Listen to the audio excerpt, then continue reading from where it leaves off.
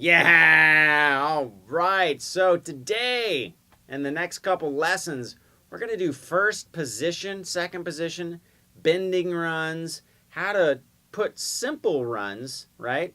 Learn from like, the old school from Chuck Berry to Van Halen, but little tiny bits and pieces to put together to chain into big, cool, awesome sounding riffs that you can create on your own, right? Not that hard. We're going to slow down real slow and just bit by bit build riffs. So I'm going to give you, or try to give you, a bunch of different ideas that you can take and then just kind of spin them your own way and have some fun. Also, don't be afraid to click the link below.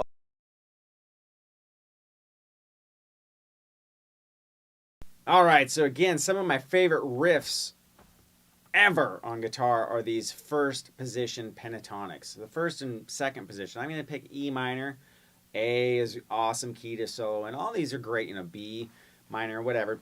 And then I'm going to show you how to kind of tweak them to make them more major sounding as well. But let's take the, the humble beginnings, right? Oh, and one more thing. Check out players like Hendrix, Albert King, B.B. King, Freddie King, Jimmy Page, Eric Clapton, all, Stevie Ray Vaughan, of course, all these just blues legends. They are amazing. Another guy, Pink Floyd's David Gilmour, fantastic pentatonic player. So check those guys out, kind of avail yourself of, all the great riffs that they have, and what we'll do is we'll break down some of the, different types of styles. So in the beginning, Chuck Berry. Right? That typical, bending and hitting a couple strings at once. Right? We're bending up one, hitting two to kind of accent what we're doing. One little trick when you're bending and doing those things like that, take the skin of that first finger on the B and E string and put it a little bit above the B string, so when you bend and you let go, it mutes out that G string for you. Right? So if we didn't do that and we let go, you hear that? But if you put that finger up just a little bit, it mutes it out for you. All right, so then we can go from there and just bend up the 15th fret. So all I did is I separated the notes. I bent up a whole step, which is just 2 frets. And I went 14 on the G, 12 and 12, and then, right? So we got. Now another cool thing from there is to go. What I did there is I just flattened out my finger on the 15th fret, B, E, back to B, and then I went to the 12th fret E, so we got, and then bend that same string again, so we got,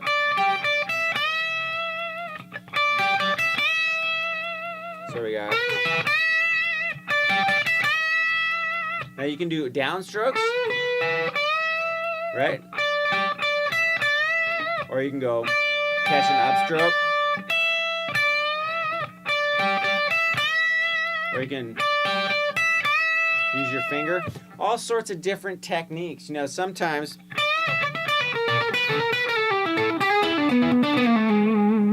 riffs like that, I love to use my fingers when I'm going back and forth, right?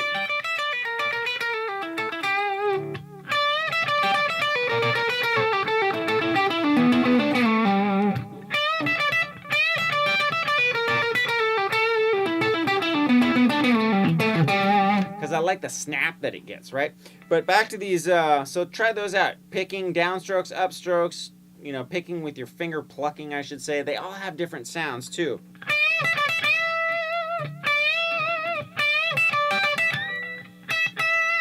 Right? So those are minor ideas, right? We can take it from there. We can start from the bottom, 12th fret, pull off 15 to 12 on the B. So we're going starting on the E.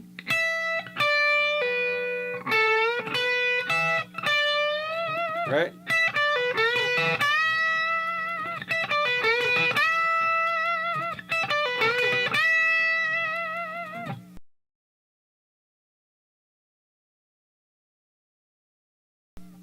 Doing it that way. We can also, a lot of people will resolve to this note, so they got like that. One of the things I like to do, and also one of my favorite blues players of all time, well, actually my favorite, is Van Halen, right? And he does this riff where instead of resolving right there, it's, and you bend into the note. So it'd be like, would be normal, or you can go,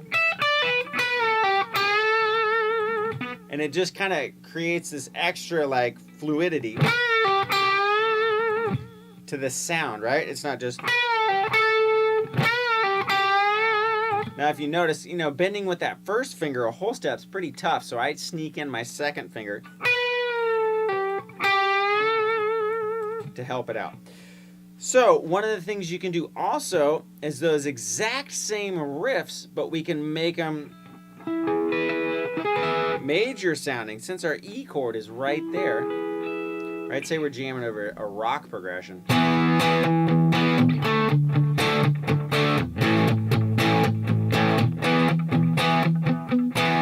One of the things we can do to add more of a major flair is use some of the notes right out of that E chord, right? So we can go 12 to 13 on the G. We're starting minor, going right into major. That's the third, or the note that really you will hear the difference between major and minor. If it's a normal third or a flatted third, right? We got major, minor.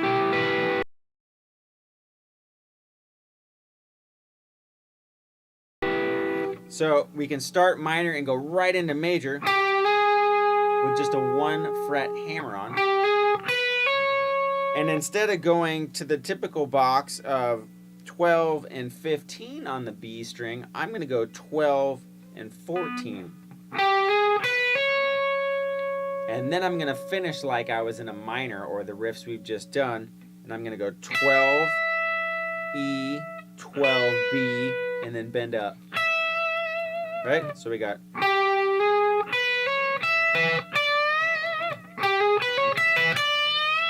And now it's kind of a, even though you're playing, you know, you can do that same kind of thing and keep it minor, but now it's more of a major.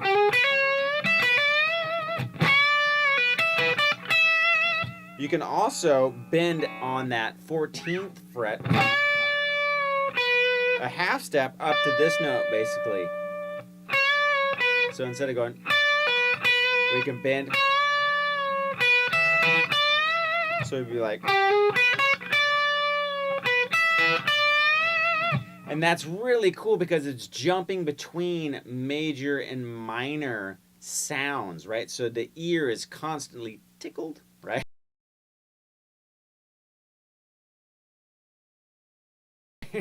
So we can do, instead of just going, right, now we have the accents of the major, and I'm finishing in that minor sound. So I can do the same thing, just a different tweak. Did the same, started the same way. Went backwards, E to B on the 12th fret.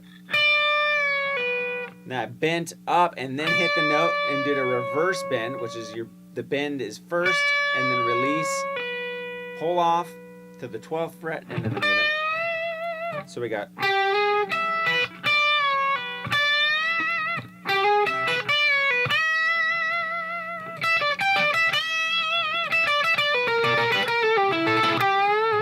Now that riff, you're adding the blues note. So what we're going to do is we're going to pull off 15 to 12.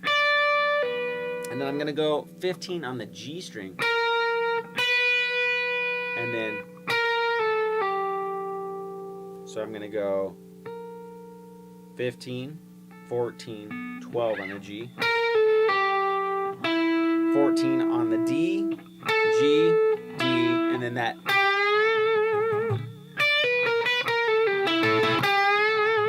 So we can go.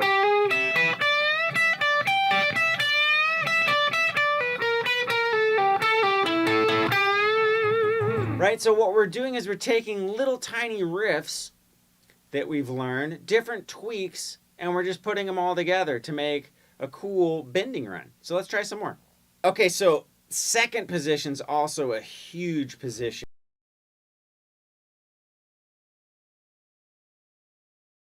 for people to do bending runs, right?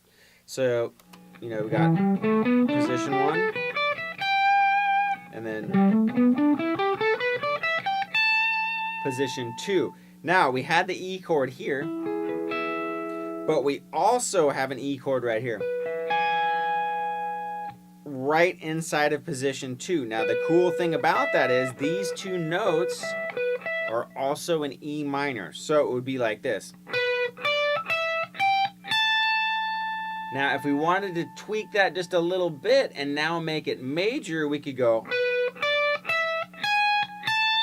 Right now we got this cool, or that kind of approach.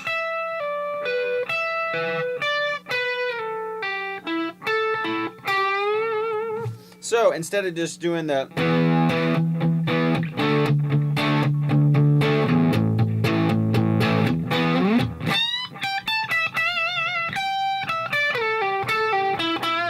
go. Right, so I went and just hit that major flavor really quick. Right out of that E chord. Another note right out of the E chord. And then I hit another note right out of that E major chord and then slid back into more of a minor sounding riff.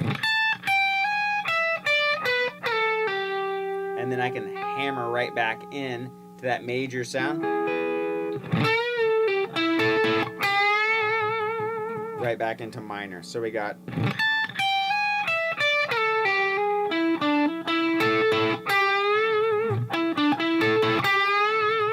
or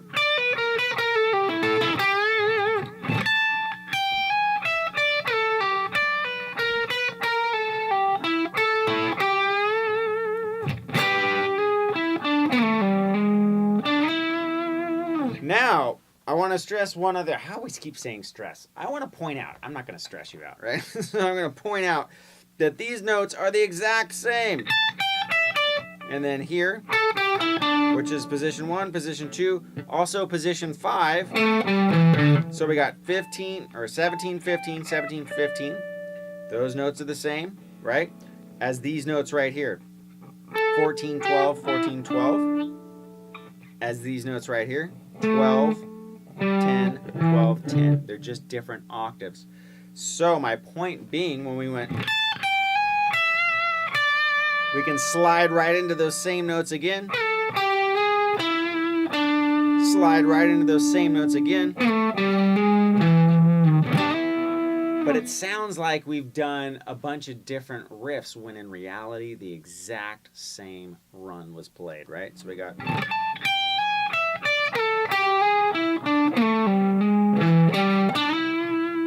Or, so we go.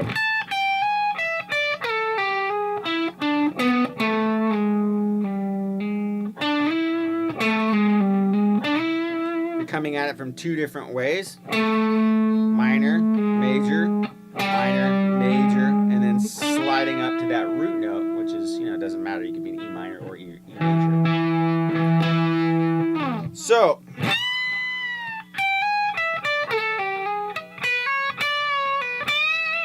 we can mix all those sounds.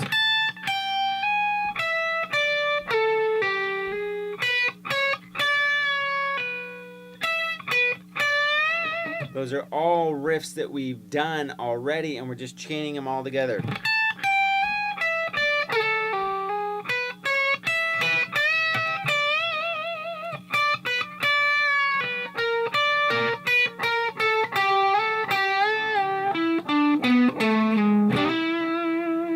Right?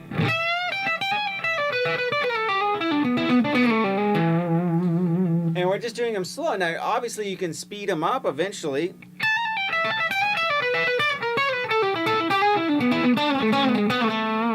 Right?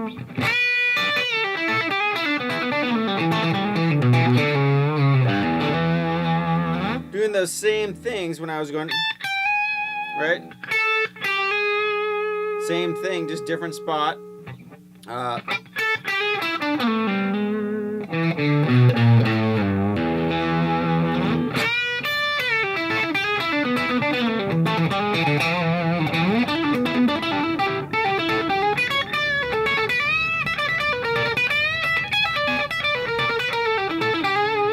Now that was a riff I really like too. Instead of going here, I'm grabbing that note out of the E major chord. So instead of 12 and 15, it's 12 and 16. And then I go right back into the minor shape.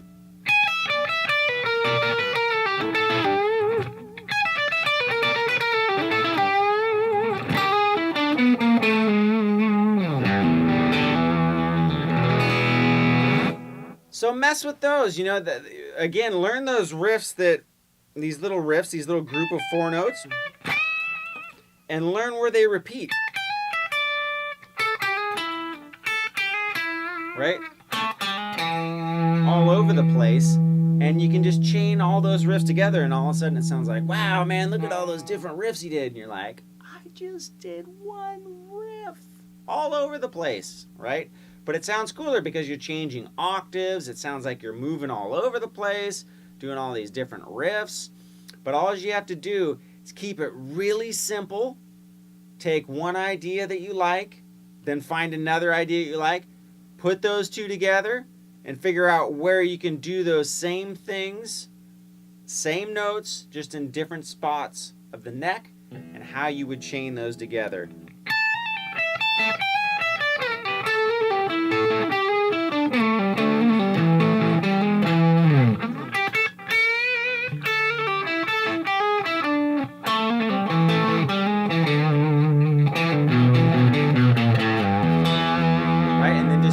Different riff, so it sounds like you've made all these vast accomplishments and you've just done a couple little flares. All right, awesome job, you guys.